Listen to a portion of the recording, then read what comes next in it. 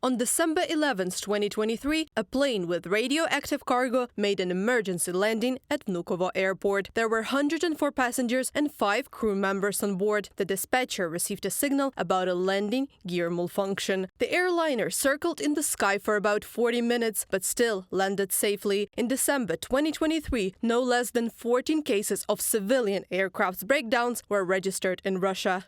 The Moscow Times reported that on December 1st and 2nd, 5 vessels broke down due to maintenance problems. For example, one airplane returned to the airport due to an inability to retract its landing gear, and another made an emergency landing due to cabin depressurization. On December 6th, a passenger plane flying from Kazan to Moscow made an emergency landing due to engine failure.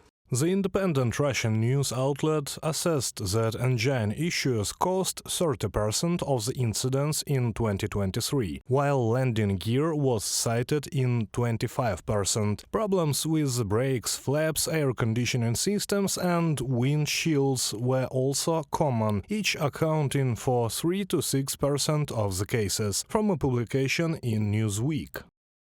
Western technologies are critical for Russian aircraft. Many of them are unavailable due to sanctions against the aggressor country. Parts supplied from China, Turkey, Iran and some other countries are 3 or 4 times more expensive and take much longer to arrive than before the restrictions were imposed.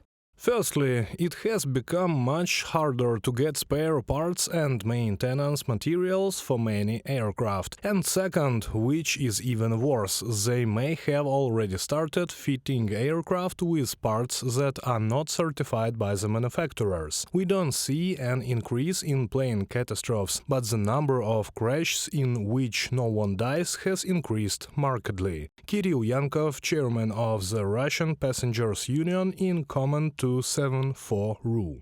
After Russia launched a full-scale invasion of Ukraine, the United States and the European Union demanded the return of airliners leased by Russian companies. But the Kremlin encouraged the carriers to re-register the aircraft in the Russian Federation. The planes continue to fly, but they are now cut off from important software updates and the maintenance needed to guarantee their airworthiness. The reason why we are sanctioning Russian aviation sector is the same as for our sanctions against all the other parts of the Russian economy. This is due to Russia's illegal aggression against Ukraine. We are targeting sectors of the economy which are either helping or being used by the war machine of the Kremlin to continue the brutal bloodshed in Ukraine, killing of innocent civilians and destroying the Ukrainian lands.